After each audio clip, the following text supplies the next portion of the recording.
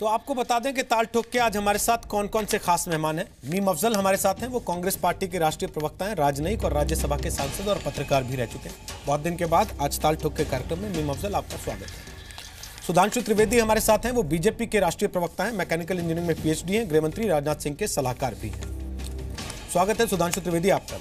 इनामुल नबी हमारे साथ हैं, अवामी इत्तेहाद पार्टी के प्रवक्ता हैं, ये भी राजनीति में आने से पहले पत्रकार थे। स्वागत है इनामुल नबी आपका भी। राकेश सिन्हा आरएसएस के जानकार हैं, दिल्ली यूनिवर्सिटी में एसोसिएट प्रोफेसर हैं, इंडिया पॉलिसी फाउंडेशन के डायरेक्टर भी हैं। और ब्रिगेडियर बीडी मिश्रा हमारे साथ हैं, रक्षा विशेषज्ञ हैं, एनएसजी में फोर्स कमांडर रहे, 1993 में अमृतसर में काउंटर विमान हाईजैक ऑपरेशन के वो हिस्सेदार थे। स्वागत है ब्रिगेडियर बीडी मिश्रा आपका भी आज ताल ठोक के कार्यक्रम में। इनामुल नबी, 1.5 मिनट का समय सीमा है, 1.5 मिनट में आप अपनी बात कहेंगे और उसके बाद बजर बजेगा, आवाज बंद हो जाएगी, उसके बाद मैं दूसरे मेहमान पर शिफ्ट हो जाऊंगा। खाते भारत का है तो गाते पाकिस्तान का क्यों? जनाब, मैं आपको कह दूं कि हमें हमेशा जो स्पोर्ट्स एक्टिविटीज़ हैं उनको सियासत से बालातर रखना चाहिए। हमें इन दोनों चीज़ों को नहीं मिलाना चाहिए। रही बात जो आपने कही कि यहाँ पर जश्न मनाया गया, it is a matter of introspection. ये आप इंट्रोस्पेक्ट करें कि इतना पैकेज 80,000 पैकेज देने के बाद, टनल्स खोलने के बाद, जॉब पैकेज देने के बाद कश्मीरी आखिर पाकिस्तानियों की सेलिब्रेशन पाकिस्तानी की जीत की सेलिब्रेट क्यों कर रहा है? इनामुल नबी, आपको शर्म भी नहीं आ रही है कहते हुए? इंट्रोस्पेक्ट तो आपको करना चाहिए ना, आप कह रहे हैं इंट्रोस्पेक्ट आपको करना चाहिए, फिर आप कह रहे हैं कि स्पोर्ट्स को अलग रखिए। पाकिस्तान के लिए आप पटाखे फोड़ते हैं और कहते हैं स्पोर्ट्स को अलग रखिए। मैं जिस दिन देश के लिए तो सोचेंगे कम से कम। कंप्लीट ही नहीं हुआ। आप पाकिस्तानी है कि हिंदुस्तानी है? 1.5 मिनट कंप्लीट करने दीजिए ना। आप पाकिस्तानी है या हिंदुस्तानी है? पहले मैं तय तो कर लूं कि आपको इस पैनल में रहने का अधिकार भी है कि नहीं। 1.5 मिनट मुझे कहीं पता ही ना हो कि आप पाकिस्तानी है, मैं आपको हिंदुस्तानी समझ के बैठा लिया हूं। कम से कम मुझे पता तो लग जाए सर, आप पाकिस्तानी है कि हिंदुस्तानी है? मैं कश्मीरी हूं। आप पाकिस्तानी है कि हिंदुस्तानी है? कश्मीरी हिंदुस्तानी होता है, हिंदुस्तानी बोलने में शर्म आ रही है क्या? आप कौन बोल रहे? आप पाकिस्तानी हैं कि हिंदुस्तानी हैं? मैं कश्मीरी हूं। आप कश्मीरी हैं तो आप हिंदुस्तानी बोलने में शर्म क्यों आ रही है आपको? मेरा फ्लैग अलग है, मेरा कॉन्स्टिट्यूशन अलग है। आपका पासपोर्ट कौन सा है? मेरा सदर रियासत पासपोर्ट कौन सा है आपका? मेरा सदर रियासत पासपोर्ट किसका है आपके पास? सदर रियासत पासपोर्ट किस देश का है आपके प्राइम पास? मिनिस्टर हुआ करता था। कश्मीर का अलग पासपोर्ट है? मुझे बताइए, प्राइम मिनिस्टर कश्मीर का अलग आधार कार्ड है आपका या हिंदुस्तान का आधार कार्ड है आपके पास? मैं आपसे कह रहा हूं, मेरे जो कॉन्स्टिट्यूशनल राइट्स है, मुझे बताइए ना, मेरा सदर रियासत कहां है? आपके पास पासपोर्ट है हिंदुस्तान का? मेरा फ्लैग है कि नहीं? या कश्मीर का अलग पासपोर्ट लेके जाते हैं? नहीं, मेरा जम्मू कश्मीर का फ्लैग देता है पाकिस्तान आपको हिंदुस्तान के पासपोर्ट के बिना घुसने देता है? मुझे बताए, मुझे जाना ही नहीं है, मुझे क्यों जाना है वहां? मैं उसकी फिक्र करूं। आपके पास पासपोर्ट हिंदुस्तान का है? मैं कह रहा हूं, आपके पास पासपोर्ट हिंदुस्तान का है? मेरे पास है पासपोर्ट। है हिंदुस्तान का पासपोर्ट है? बिल्कुल। किराए पे लिया है? जी। किराए पे लिया किसी से या बनवाया खुद का? आप इंटरोगेशन सेंटर में बैठे, आपने किराए पे लिया या खुद का बनवाया है? आप इतने अननरो क्यों हुए हैं? आपने किराए पे लिया या खुद का बनवाया है? हमारा, आप ये कह रहे हैं कि इंट्रोस्पेक्ट करना चाहिए मेरा अलग है कि नहीं? आप लोगों को इंट्रोस्पेक्ट करना चाहिए। आपको शर्म आनी चाहिए कि आप खाते हिंदुस्तान का है, गाते पाकिस्तान का है। मैं कह रहा हूं मसला आपको हल करना है, मसला आपको हल करना है। हाँ, और आपको पटाखे फोड़ने हैं पाकिस्तान के लिए, ये कह के कि हम तो क्रिकेट के लिए ताली पीट रहे हैं। कौन दे रहा है आपको? पटाखे फोड़ने पाकिस्तान के लिए ना? पैकेज आप मुझे दे रहे हैं। आपको पटाखे फोड़ने पाकिस्तान के लिए ना? पाकिस्तान के लिए पटाखे फोड़ने ना आपको? कह रहा हूं कि इतने पैकेज देकर भी, ठीक है इनामुल नबी, करोड़ का पैकेज देकर भी, ठीक है इनामुल नबी, हजारों करोड़ का पैकेज देकर भी आपका ईमान नहीं जगा पाए, ये बात है। आपका ईमान नहीं जगा पाए, आपका बिका हुआ ईमान नहीं जगा पाए, ये बात है।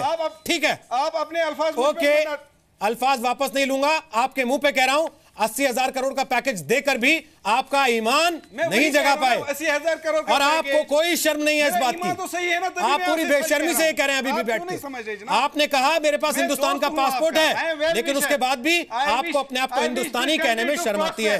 ये बताता है आपकी हकीकत क्या है। उसके बाद आगे आपसे बात करने का कोई तुक नहीं बनता। इनामुल नबी, आपका धन्यवाद। आप चाहें तो आप जा सकते हैं, आप चाहें तो आप बैठ सकते हैं। अगले सवाल में आपके पास आ जाऊंगा। मीम अफजल, आप तो पाकिस्तान को भी, भारत को भी, डिप्लोमेसी को भी, कश्मीर समस्या को भी बहुत करीब से देख चुके हैं, समझ चुके हैं, जानते हैं। ऐसे लोगों का क्या कीजिएगा जो खाते हिंदुस्तान का है और गाते पाकिस्तान का है? फिर भी आपकी पार्टी कहेगी इनको बातचीत से समझा लो। जो कह रहा है 80,000 करोड़ का पैकेज देके भी तुम क्या कर गए? देखिए, सबसे पहले तो मैं ये कहूँगा कि ये बयान काबिल मज़म्मत है और सुबह ही मैंने इस बयान के बारे में एक बाइट भी दिया जो आपने भी चलाया। अभी आपने देखा बहुत सारे लोगों के आपने बयान दिखाए, इस पर रिएक्शन। जाहिर है कि जैसा रिएक्शन आना चाहिए था वो सही रिएक्शन आया है और हर पार्टी इसमें एक है, इसमें कोई सवाल नहीं है। सेपरेटिस्ट जिस तरह के हरकतें कर रहे हैं उसके साथ ना कोई खड़ा हो सकता है और ना कोई खड़ा होगा। ये हिंदुस्तान में इस तरह की बातें करके, अभी आपने जो कुछ सवालात पूछे, बहुत सारे जहन में मेरे भी सवालात थे, पता नहीं हैं या नहीं है, चले गए वो। उन्होंने कहा, मैं उनसे सिर्फ ये पूछना चाहता हूँ कि आपने तो सिर्फ ये पूछा उनसे कि आपके वो पासपोर्ट किसका है।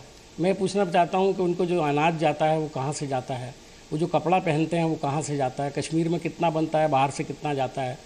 उन लोगों को जब अपने बच्चों को पढ़ाना होता है तो भारत के कौन कौन से स्कूलों कॉलेजों में पाकिस्तान कोई बच्चा पढ़ने जाता है, इनका कहीं जाता है? हाँ, देश के बाहर, कश्मीर से बाहर अगर बच्चे पढ़ने के लिए जाते हैं तो इन अलहदगी पसंद लोगों के बच्चे पढ़ने के लिए जाते हैं, वो पत्थरबाजों में शामिल नहीं होते हैं।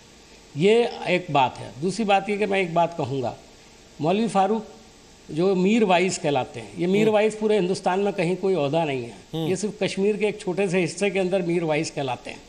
और मीर वाइस की क्या हैसियत है खुद मुझे भी नहीं मालूम, लेकिन ये माना जाता है कि मजहबी तौर पर ये एक काबिल इज्जत शख्स होना चाहिए। इनके वालिद को मैं जानता हूँ, शायद बहुत से कम लोगों को पता होगा कि मीर वाइस के वालिद जो मीर वाइस मौलवी फारूक साहब थे, उनको किसने कत्ल किया था, ज़रा इनसे पूछें। ये शायद जो हमारे भाई यहाँ बैठे हुए हैं जो अभी काफ़ी बहस कर रहे थे, कह रहे थे मैं कश्मीरी हूँ। बहुत अच्छी बात है अगर आप कश्मीरी हैं, लेकिन उसके साथ साथ एक दूसरा लफ्ज़ भी है हिंदुस्तानी।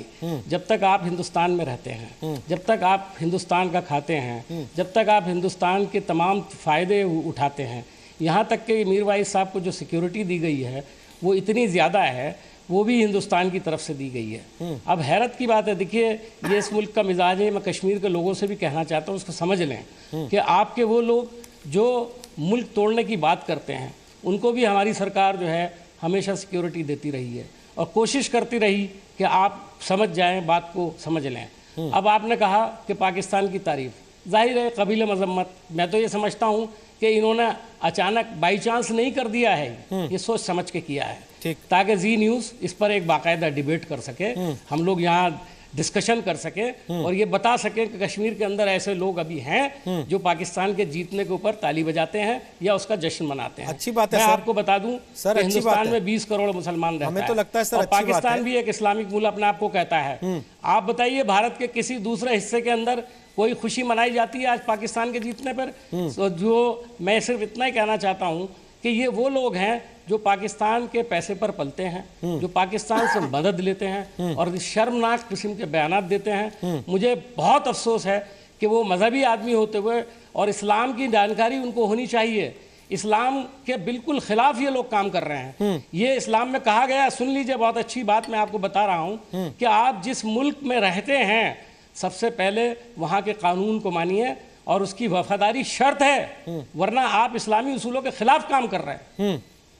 और ये क्या कर रहे हैं? ठीक, ये कहते हैं कि हम भारत को मानते ही नहीं है। ठीक, अब भारत से आप हर चीज तो लेते हैं, हर फैसिलिटी तो आपको चाहिए, लेकिन आप भारत को मानेंगे नहीं। ठीक है। दूसरी बात मैं ये कहूंगा कि सदाना साहब, मेरा टाइम शायद खत्म हो गया, आगे मैं आपसे बात करूंगा। ठीक है, मैं वापस आता हूं। मीम अफजल साहब, टाइम तो आपने काफी ज्यादा लिया लेकिन मैंने रोका नहीं क्योंकि आप अच्छी बातें कह रहे थे कम से कम।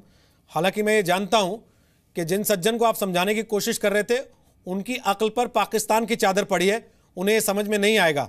आपने खुद कहा ये पाकिस्तान के पैसे पे पलते हैं इसलिए उन्हें ये समझ में नहीं आएगा। लेकिन सुधांशु त्रिवेदी, हम ये भी जानते हैं ये पाकिस्तान के पैसे पे पलते हैं, हम ये भी जानते हैं पाकिस्तान की पैरवी करते हैं, हम ये कह के दबाने की कोशिश करते हैं इनको प्लेटफॉर्म मत दो। हमारा कहना यह है कि इनको प्लेटफॉर्म इसलिए देते हैं ताकि इस देश के लोगों को पता चले ऐसे नमक हराम भी इस देश में पलते हैं और हमारी सरकार की नाक के नीचे पलते हैं।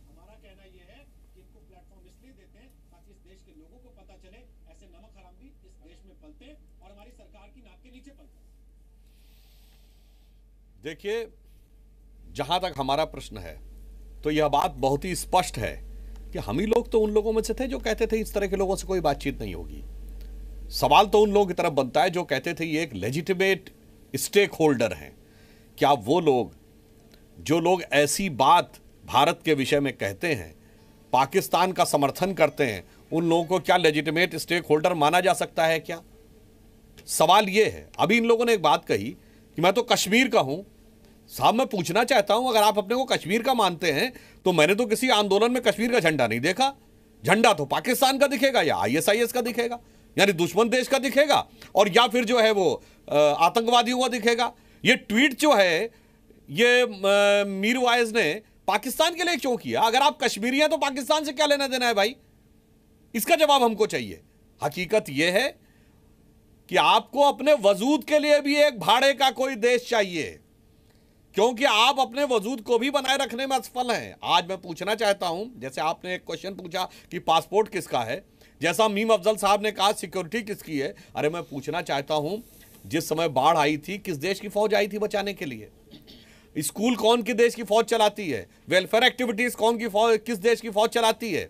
और उसके बाद आपको लगता है कि ये सब कुछ जो है पाकर भी आप किसी और देश के हैं, तो इससे ज्यादा मस्तशुदा शिकस्त किरदार, यानी कि इससे अधिक निकृष्ट और पराजय पसंद मानसिकता कोई दूसरी नहीं हो सकती। सर, बातें तो आप भी बड़ी अच्छी कर रहे हैं, लेकिन राकेश सिन्हा, अगर बीजेपी PDP भी बातें ही करेगी तो फिर काम कौन करेगा? इनका इलाज कौन करेगा नमक हराम लोगों का? देखिए रोहित जी, अब समय आ गया है कि आर पार की लड़ाई लड़ी जाए। हम लंबे समय से इन आतंकवादियों को, इन अलगाववादियों पर कुछ चुनौती देते रहे हैं, शब्दों से चुनौती देते रहे हैं, उन्हें कभी कभी आमंत्रित भी करते रहे वार्तालाप के लिए। वो उसका समय समाप्त हो चुका है। हर मेडिसिन का एक एक्सपायरी डेट होता है। इन हुर्रियत वालों का एक्सपायरी डेट समाप्त हो चुका है। सरकार बीजेपी की, PDP की है। उनको अब ऐसे एलिमेंट्स के साथ कार्रवाई करनी चाहिए, चूँकि लड़ाई भारत के अंदर से भारत के खिलाफ लड़ी जा रही है। जो लोग पाकिस्तान के लिए चीयर्स कर रहे हैं, मैं बता देता हूं कि भारत उनके लिए चीयर्स करेगा यदि वो भारत की बाउंड्री को क्रॉस करके पाकिस्तान चले जाएंगे। यदि नहीं जाएंगे तो आर्मी चीफ ने जो चेतावनी दी है वो हल्की चेतावनी नहीं है।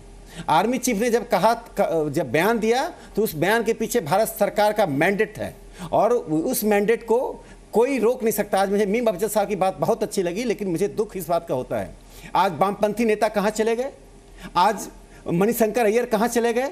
जो वार्तालाप के लिए दौड़ते हैं वे आज ऐसे अवसर पर चुप होकर इन आतंकवादियों को, अलगाववादियों को ऑक्सीजन देने का काम करते हैं। इन आतंकवादियों को यह मालूम है कि भारत की राजनीति में एक ऐसा बड़ा तबका बैठा हुआ है जो उन पर जैसे ही आक्रमण होगा, उन पर जैसे ही सरकार कार्रवाई करेगी, वे कूद पड़ेंगे उनके मानवाधिकार को लेकर।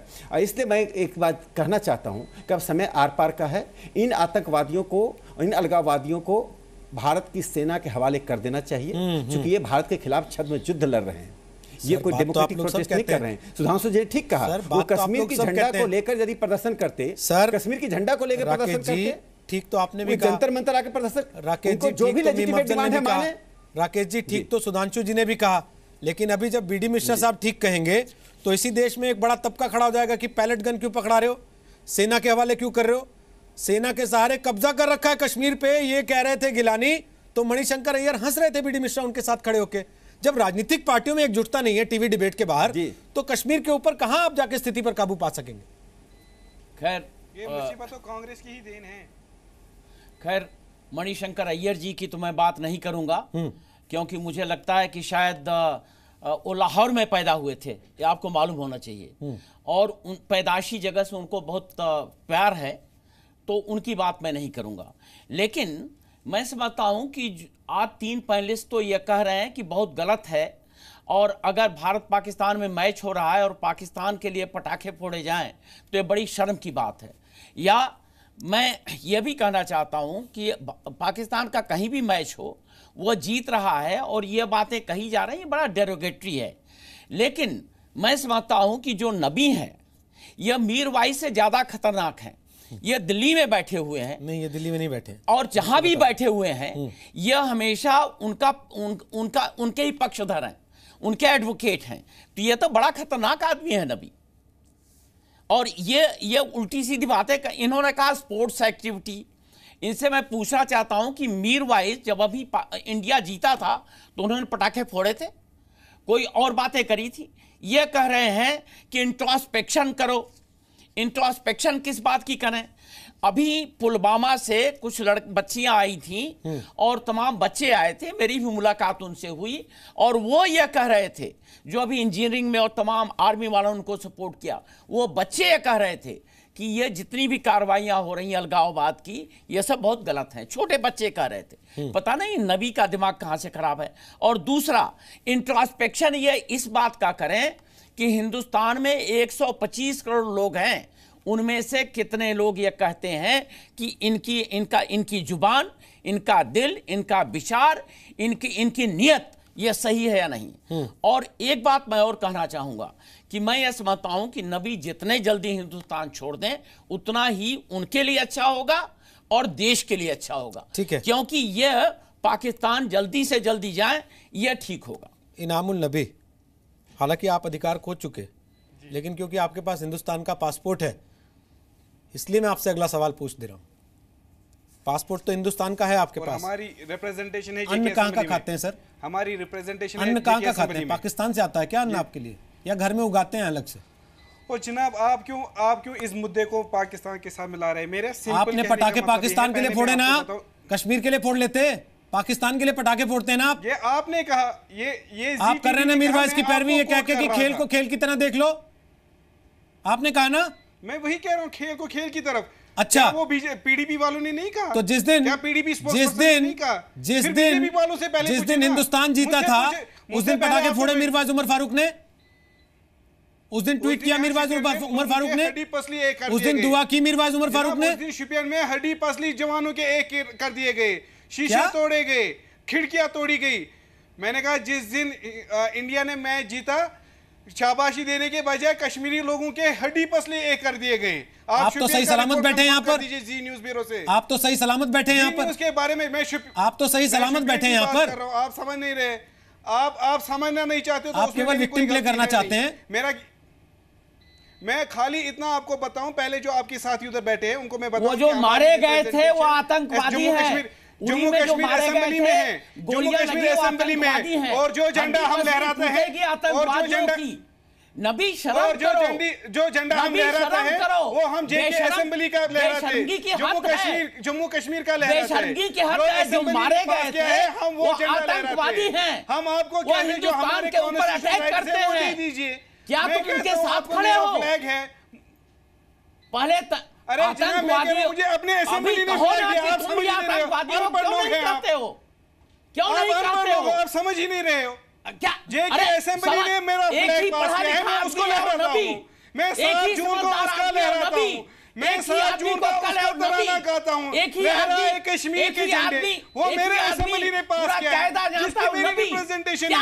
मैं आपको कह रहा हूं, मेरा सदरी रियासत लौटा दीजिए, मेरा प्रेसिडेंट लौटा दीजिए, जो आपने मुझसे छीना है। ये चीजें तो मुझे लौटा दीजिए। It is with in the ambit of constitution. Meme Afzal साहब क्या कहेंगे? मीम अफजल साहब, अरे नहीं, तुम ही कहोगे। प्राइम मिनिस्टर ने ये पूरी अकल दुनिया मीम अफजल साहब की पूरी अकल। सर एक मिनट इनामुल नबी, आपको सदर रियासत चाहिए ना? सदर रियासत पाकिस्तान में होता है, हिंदुस्तान में नहीं होता। कभी हिंदुस्तान का संविधान अगर पढ़ा हो आपने, नहीं पढ़ा तो किसी लाइब्रेरी से ले लीजिएगा। आप पत्रकार तो बन गए, लेकिन कैसे बने आज समझ में आ रहा है सर। ठीक है, ओके सर, आपको सदर रियासत चाहिए, वो पाकिस्तान में मिलता है, हिंदुस्तान में नहीं मिलता। हिंदुस्तान में नहीं मिलता सदर रियासत, पाकिस्तान में मिलता है, वहां जाके मांगिए। यहां नहीं मिलता है, पाकिस्तान में जाके मांगिए। मीम अफजल, परवेज रसूल कश्मीर का खिलाड़ी है, लेकिन वो भारत की टीम के लिए खेलता है, पाकिस्तान के लिए नहीं खेलता। वो लड़के जो यूपीएससी की परीक्षा पास करके आईएएस अफसर बनते, वो भारत में अफसर बनते हैं प्रशासनिक सेवा में, सर पाकिस्तान में नहीं बनते। वो बच्चियां जो 26 आर्मी के सपोर्ट से पढ़ने के बाद आईआईटी और देश के अलग अलग इंजीनियरिंग कॉलेजेस में दाखिला लेंगे, वो कहीं भी बाहर जाएंगे तो वो भारत का नाम रोशन करेंगे, पाकिस्तान का नहीं करेंगे। और ये कह रहे हैं हमको सदर रियासत लौटा दो। सर ये कौन सी कौम है? मैं इनसे सिर्फ इनामुल नबी साहब जो हैं, कौन है ये मुझे मालूम नहीं। अभी आपने बताया कि वो जर्नलिस्ट हैं। ईमान इनके नाम से हटा दो।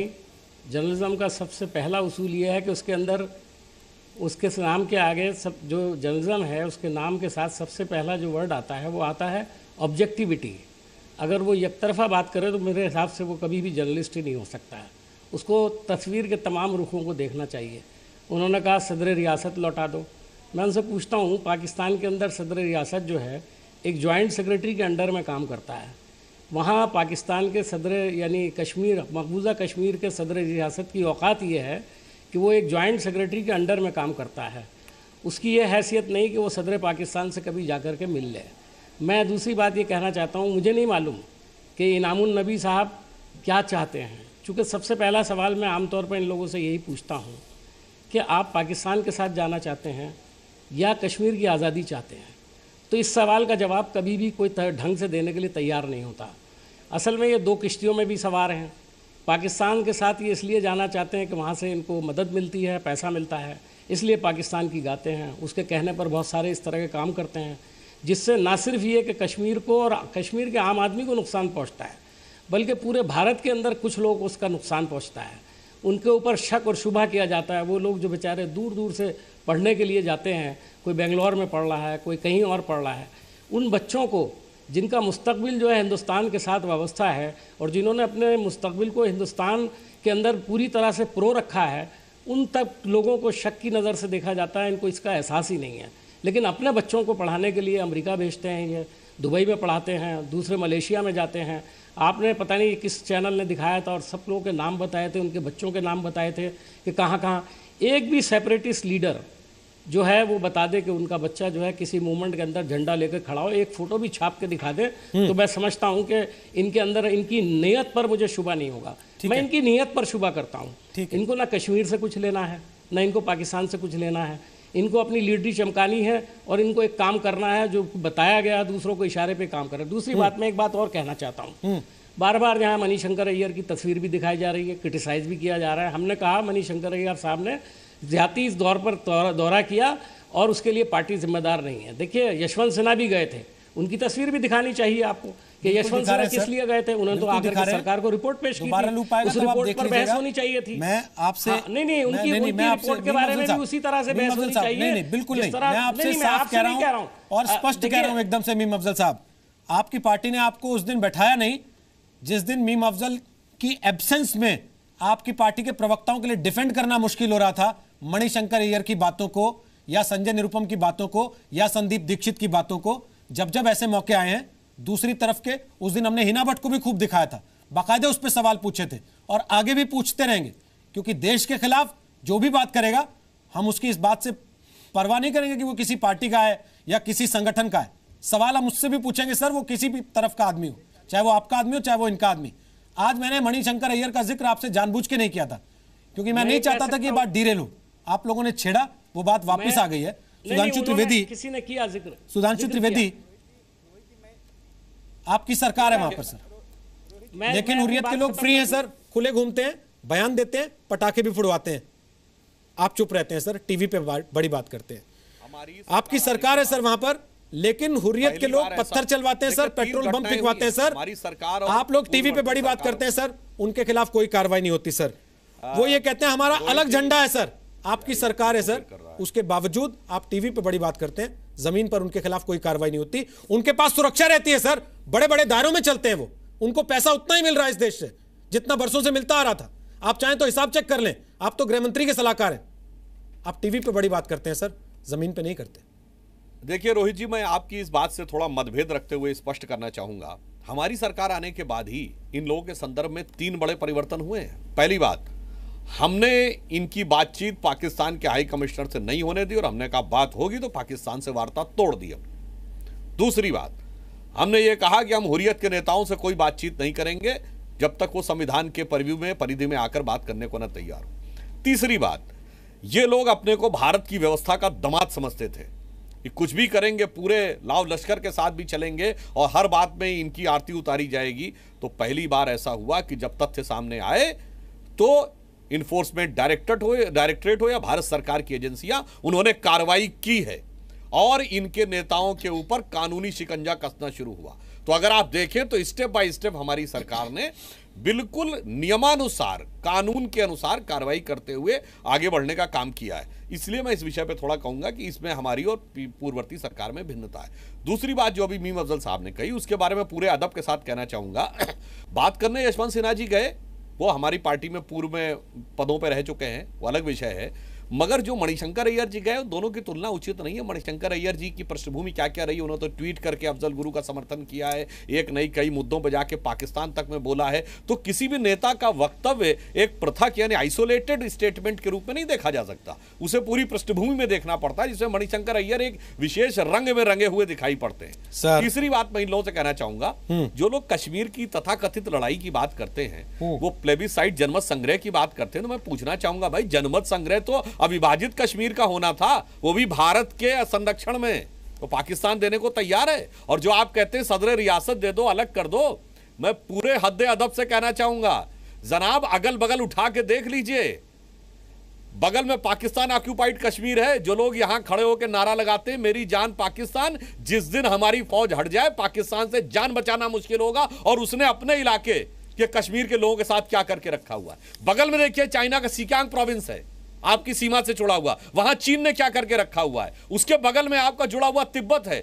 वहां चीन ने क्या करके रखा हुआ है। बगल में गिलगित बल्तिस्तान है, वहां देखिए पाकिस्तान ने क्या करके रखा हुआ है। और मैं कहता हूं ये मुगालता छोड़िए ना, ये पाकिस्तान का जो इस्लामिक ब्रदरहुड के नाम पे बना था, ना बंगाली मुसलमानों की खैर कर पाया, ना बलूचियों की, ना पख्तूनों की कर पाया, ना सिंधियों की, और तो और जो यूपी बिहार के लोग यहां से आइडियोलॉजी निकली उनको भी मुहाजिर कह के बाहर कर दिया। इसके बाद भी आज आप 21वीं सदी में अपने नौजवानों को इस ढंग का मुगालता देना चाहते हैं, तो उनके भविष्य के साथ कितना बड़ा खिलवाड़ कर रहे हैं। और हमें विश्वास है कि हमारी सरकार में सिर्फ कानून व्यवस्था के नाम पे नहीं रोहित जी, हम कानून व्यवस्था, राजनीतिक और वैचारिक यानी लॉ एंड ऑर्डर, पॉलिटिकल और आइडियोलॉजिकल तीनों फ्रंट्स के ऊपर काम कर रहे हैं। और हमें जो गृह मंत्री जी ने कहा है कि तीन छोड़िए, कश्मीर का स्थायी हो सकता है आप 6 फ्रंट पे काम कर रहे हो सर, हम समाधान निकाल, हो सकता है सर आप 6 फ्रंट पे काम कर रहे हो, 3 पे ना कर रहे हो सकता है 6 फ्रंट पे काम कर रहे हो, लेकिन लोगों को जो दिखता है, हुर्रियत के नेता आज भी वैसे ही बोलते हैं, हुर्रियत के नेताओं की सिक्योरिटी आज भी वैसी की वैसी है, हुर्रियत के नेता आज भी वैसे ही आलिशान घरों में रहते हैं, उनको पैसा भारत की सरकार आज भी वैसे ही दे रही है जैसा वो कांग्रेस पे आरोप लगाती थी कि आप पाल रहे हैं इनको। आप क्यों पाल रहे हैं सर? नहीं, देखिए वो जो चल रहा था वो तो बात सही है व्यवस्था, मगर अब पैसा निकाल भी रही है रोहित जी, जहां से पैसा आ रहा था उसको देख भी रही है, उसको चेक भी कर रही है, बता भी रही है, अब निकालना भी शुरू कर दिया है। राकेश सिन्हा जी, आरएसएस क्या टीवी पे सलाह देता है केवल सरकार को? ये बड़ी बड़ी बातें केवल टीवी डिबेट्स के लिए होती हैं कि अब सेना इलाज करेगी, अब तो जीप से बांध के इलाज होगा अलगाववादियों का। जब आप लोग अलगाववादी और आतंकवादी को एक मानते हैं, तो आपके मार्गदर्शन में या आपके परिवार के अनुषंगिक संगठन के तौर पर जाने जाने वाली बीजेपी की सरकार की सोच उन अलगाववादियों को लेकर अलग क्यों है सर? वो सॉफ्ट क्यों हो जाते हैं उनके लिए? देखिए, एक बात रोहित जी समझ लीजिए कि कश्मीर में डेमोक्रेटिक प्रोसेस का होना, यदि आज एनसी और कांग्रेस की भी सरकार होती तो मैं उस सरकार के डेमोक्रेटिक प्रोसेस को समाप्त करने की बात नहीं करता। आज पीडीपी और एनसी की भी सरकार होती तो मैं सरकार से मत भिन्नता रखता, लेकिन डेमोक्रेटिक प्रोसेस कश्मीर में होना, कश्मीर की जो आरोपित समस्या है उसमें हमारे पक्ष में जाता है। एक दूसरी बात मैं कहना चाहता हूँ, देखिए अब कहानी लिखने का और एस्से लिखने का समय समाप्त हो चुका है। कश्मीर पर हम निबंध लिखने के लिए नहीं बैठे हुए हैं। कश्मीर की समस्या का समाधान आर्म फोर्सेज के द्वारा होगी, क्योंकि 2 बातें इसमें इन्वॉल्व हैं जिस सच्चाई को स्वीकार करना चाहिए। कश्मीर में डेमोग्राफिक ट्रांसफॉर्मेशन होने के साथ ही अलगाववाद की समस्या आई है, और अलगाव उसको अंतिम रूप दिया गया। जो भी बचे खुचे कश्मीरी पंडित थे वहां से उठाकर फेंक दिया गया। ये थियोक्रेटिक स्टेट की तरह व्यवहार कर रहे हैं। इसे समस्या का जड़ सिर्फ अलगाववाद नहीं है, समस्या का जड़ सिर्फ पाकिस्तान नहीं है, यह रेडिकल इस्लाम की बात को स्वीकार करना पड़ेगा। यदि रेडिकल इस्लाम नहीं होता तो आईएसआईएस के झंडे नहीं फहराए जाते, सिर्फ पाकिस्तान के झंडे फहराए जाते। यदि रेडिकल इस्लाम नहीं होता तो बुरहान वानी पैदा नहीं लिया होता। मैं मान लेता हूं सिर्फ कि पाकिस्तान का एजेंट नहीं था। सर मैं मान लेता हूं, आर्मी चीफ ने कहा, मैं एक बात मैं कह दूं सिर्फ मीम अफजल साहब को। मीम अफजल साहब, आप बहुत ही संतुलित बोलते हैं, कभी कभी हम लोग भी आपसे सीखते हैं, आप संतुलित बोलते हैं, लेकिन क्या आपकी पार्टी संतुलित है? क्या आपके साथ जो लोग हैं अलायंस में, देखिए इस देश में कोई भी रूलिंग पार्टी हो, विपक्ष की छोटी छोटी पार्टियां भी यदि एक होकर अच्छा सर, राकेश जी बीजेपी का अलायंस संतुलित है क्या? कांग्रेस और बीजेपी के साथ जो पीडीपी है वो वही बातें नहीं बोल रही जो इनामुल्लाह भी बोल रहे थे अभी कि खेल की तरह देखो इसको, इसमें क्यों ढूंढ रहे हो किसने किसके लिए पटाखे फोड़े? देखिए मैंने कहा एक सीमा के बाद यदि सीमा क्रॉस करते हैं तो ऐसे अलायंस को बंगाल की खाड़ी में फेंक देना चाहिए। सीमा कौन तय करेगा सर? सीमा क्रॉस करते हैं, ये सीमा कौन तय करेगा सर? ये सीमा कौन तय करेगा? तो सीमा भारतीय जनता पार्टी को तय करनी चाहिए। ये इसमें हम तो कह रहे भारतीय जनता पार्टी को तय करनी चाहिए, लेकिन मैंने मीम अफजल साहब हंस रहे हैं। मैंने मीम अफजल साहब कहा कि कुछ कारणों से कुछ एम्बैरेसमेंट होते हुए भी इसलिए हंस रहा हूं कि आप ऐसी बात कर रहे हैं, मैं आपको जवाब देना चाहता हूं कि किसी कारण से डेमोक्रेटिक प्रोसेस समाप्त हो जाए। आपको जवाब दूंगा। ठीक है, बोलिए मीम अफजल, जवाब दीजिए उनको। देखिए सरदाना साहब, अभी थोड़ी देर पहले जब शुरुआत की थी तो राकेश जी कह रहे थे कि आर पार की लड़ाई होनी चाहिए। जब आपने उनसे कुछ चुपते हुए सवाल पूछे तो उन्होंने कहा कि डेमोक्रेटिक प्रोसेस बहुत ज़रूरी है। पता नहीं उनका इशारा किस तरफ है डेमोक्रेटिक प्रोसेस का। मेरा ख्याल ये है कि सबसे पहले तो उन्हें अपने आप से सवाल करना चाहिए कि आप जिस पार्टी के साथ सरकार चला रहे हो, हमारे संतुलन को तो छोड़ दीजिए, हम लोग तो पावर से बाहर हो गए ना। कभी मैं एक बार को ये मानता हूँ कुछ गलती की होगी तभी शायद बाहर भी हो गए हैं। आप लोगों ने तो बहुत अच्छे काम किए हैं, आप पावर के अंदर हैं। अब आपकी बारी है ना, आप क्या कर रहे हैं? आपने कौन सा संतुलन कायम किया है और कौन सा आपने बैलेंस किया है वहाँ पर पीडीपी की सरकार बना करके? दूसरी बात ये कि ये जो हुर्रियत से बात करने की बातचीत होती रहती है, तो मैं याद दिलाना चाहता हूँ अटल बिहारी वाजपेयी जी, हमने अभी कांग्रेस ने कभी आज तक इन हुर्रियत के लीडरों के साथ बैठ के प्रेस कॉन्फ्रेंस नहीं की, लेकिन अटल बिहारी वाजपेयी जी ने इन लोगों के साथ बैठकर प्रेस कॉन्फ्रेंस की थी। और आपको याद होगा 2010 के अंदर यही हुर्रियत के लोग थे जिनसे मिलने के लिए दिल्ली से एक डेलीगेशन गया था, और उस डेलीगेशन में भारतीय जनता पार्टी भी शामिल थी, अरुण जेटली खुद थे, रामविलास पासवान जो आपकी सरकार का हिस्सा थे वो भी थे उसके अंदर, वो भी गए थे। तो बातचीत तो आपने भी की है। आज हमको आप ऐसा समझते हैं कि जैसे हमने कश्मीर के लिए सब कुछ बुरा ही किया है और हमने हुर्रियत से बात कर ली तो जैसे हमने पता नहीं क्या कर दिया है। और आज अगर आप बातचीत नहीं कर रहे तो आसमान से कोई तारे तोड़ लाएंगे। आप कितने तारे तोड़ कर लाए हैं मुझे ये तो बताइए। परसों 10 हमले हुए हैं। नहीं, मैं आपसे नहीं पूछ रहा हूँ, मैं सुंदरशु भाई से पूछ रहा हूँ। आप तो आरएसएस हैं, मैं आपसे सवाल नहीं पूछ रहा हूँ, आप सरकार नहीं है। लेकिन मैंने आपको इसलिए जवाब दिया कि आप एक तरफ तो आर पार की लड़ाई की बात करते हो और दूसरी तरफ आप कहते हो डेमोक्रेसी की दुहाई देते हैं। हाँ, मैं जवाब देता हूँ ना, दीजिए। जरूर आप मैं एक बार उसका मैं जवाब दे देता हूं। रोहित जी 30 सेकंड में जवाब देता हूं। बोलिए। मैंने जब आर पार की लड़ाई कही तो मैंने उस आर्मी चीफ के बयान के समर्थन में कहा कि आर्मी चीफ ने जो कहा कश्मीर को आर्म्ड फोर्सेज ही समस्या का समाधान करेगी, राजनीतिक समाधान नहीं होगा। लेकिन डेमोक्रेटिक प्रोसेस को हम चाहे मुखौटा के रूप में लेकर उपयोग करते रहें जब तक कि इस गले के ऊपर से पानी ना जाए। जिस दिन गले के ऊपर से पानी बहेगी पीडीपी को उखाड़ कर फेंक देंगे। आप क्या समझते हैं? ऐसे एक नहीं 10 पीडीपी को उखाड़ कर फेंक देंगे। एक बात मीम अफजल साहब मैं बता दूं, अटल जी के समय जो बात हुई इसका कारण बताता हूं। हुर्रियत ने हम संविधान के अंतर्गत आपसे बात करने के लिए तैयार हैं। आप उसमें का प्रेस रिपोर्ट उठाकर देख लीजिए। अगर आज भी हुर्रियत कह देती है कोई, ये तो कंसिस्टेंट पॉलिसी है कि हम भारत के संविधान के अंतर्गत बात करने के लिए तैयार हैं। ये तो भारत की कंसिस्टेंट पॉलिसी है नेहरू जी के समय से। वो तो अनचेंज्ड है। सर आज नेहरू जी नहीं है, आज हुर्रियत के जवाहरलाल नेहरू नहीं है, पहली बार आज अटल बिहारी वाजपेयी नहीं है। प्लीज सर, प्लीज आप लोग इतिहास में ले जा रहे हैं। मीरवाइज उमर फारूक वर्तमान में ट्वीट कर रहा है और भविष्य में कश्मीर को पाकिस्तान के हाथों बेच देने की तैयारी किए बैठा है, और आप लोग अटल बिहारी वाजपेयी और जवाहरलाल नेहरू के जमाने की बातों को चिपके हुए हैं। जब राकेश सिन्हा कह रहे हैं, बीडी मिश्रा, कि ये इस्लामिक रेडिकलाइजेशन है, जब सुधांशु त्रिवेदी इस बात पे लगातार जोर दे रहे हैं, उनकी पार्टी ये मानती है कि इस्लामिक रेडिकलाइजेशन की वजह से ऐसा हो रहा है, ISIS के झंडे फहराए जा रहे हैं, तो फिर सीरिया जैसे लड़ रहा है वहां पर, वैसे क्यों नहीं लड़ रही हमारी सेना उन लोगों के साथ जो इस्लामिक रेडिकलाइजेशन करना चाहते हैं? मैं आपको यह बताना चाहता हूं कि पिछले 1.5 महीने में जो आर्मी की एक्टिविटी हो रही हैं उसी के वजह से पूरी घबराहट है, क्योंकि हर जगह आर्मी उनके इन्फिल्ट्रेशन को नकारा कर रही है और इन्फिल्ट्रेटर्स मारे जा रहे हैं, टेररिस्ट मारे जा रहे हैं, और उसी से बौखलाए हुए हैं। और ये जो नबी है ये भी उसी से बौखलाया हुआ है।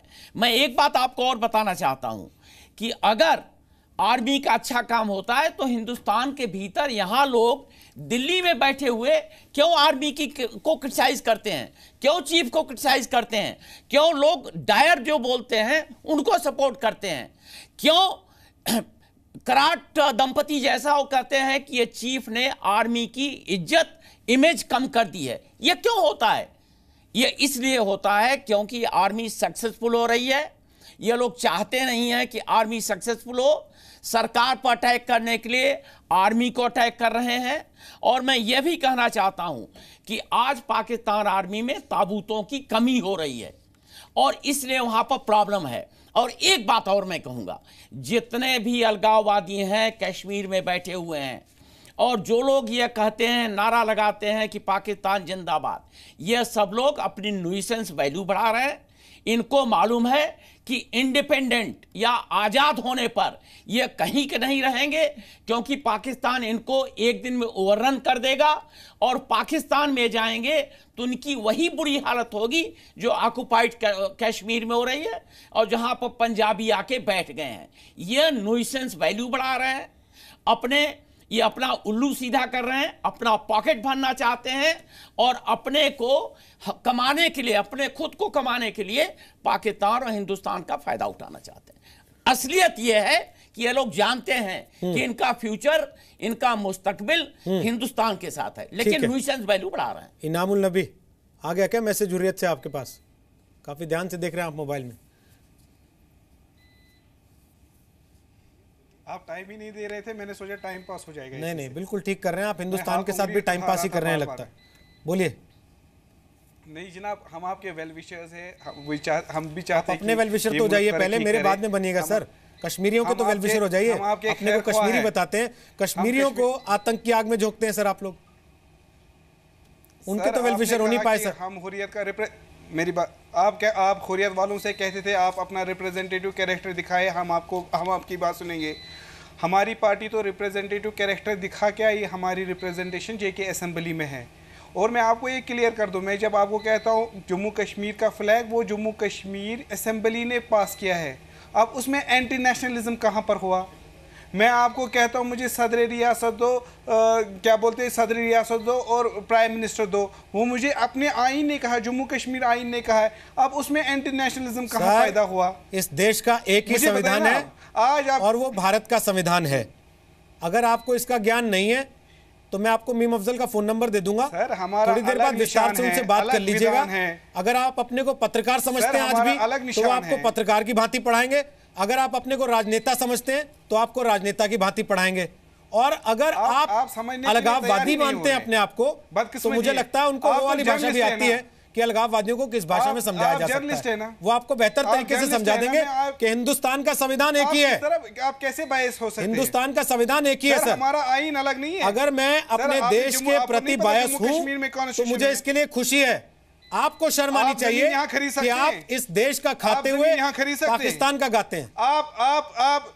आपको शर्म आनी चाहिए इसके लिए।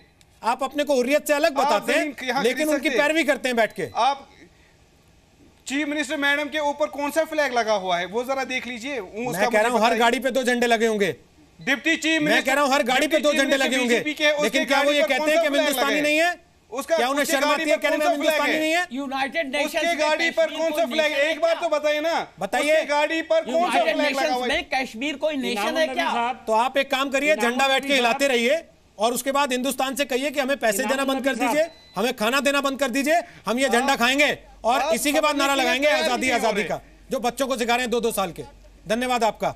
अरे जनाब आप नमक हराम हुर्रियत ट्रेंड कर रहा है इस वक्त ट्विटर पर, और केवल इसलिए कर रहा है कि इस देश की जनता देख रही है, समझ रही है, महसूस कर रही है। बहुत से लोग ये कह रहे थे कि हम ऐसे लोगों को बैठाकर टीवी पर मंच क्यों देते हैं।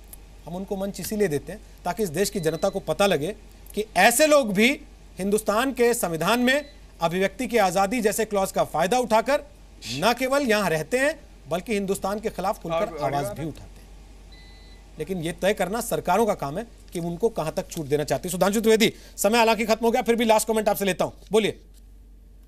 मैं सिर्फ यह कहना चाहूंगा कि यह मीरवाइज ने इसलिए किया है कि कश्मीर का जुआ बदल रहा है आपने देखा कि सिविल सर्विसेज हो, कंप्यूटर प्रोग्रामिंग हो, बीएसएफ कमांडेंट की परीक्षा हो, सब में वो तेजी से आगे आ रहा है। इसलिए इन्होंने मैच पे जानते हैं क्यों खुशी मनाई? ये अपनी सियासती शिकस्त का इंतकाम एक मैच में देखना चाहते हैं, जैसे कोई कार्टून फिल्म के कैरेक्टर में कोई होता है ना कि केवल बच्चा ये देख के कि हमने इसको डिफीट कर दिया उतने से खुश हो जाता है। इसीलिए मैंने अपने पहले वक्तव्य में कहा था कि ये एक पराजित मानसिकता का प्रतीक है, यह शिकस्त खुरदार जहनियत का सबब है।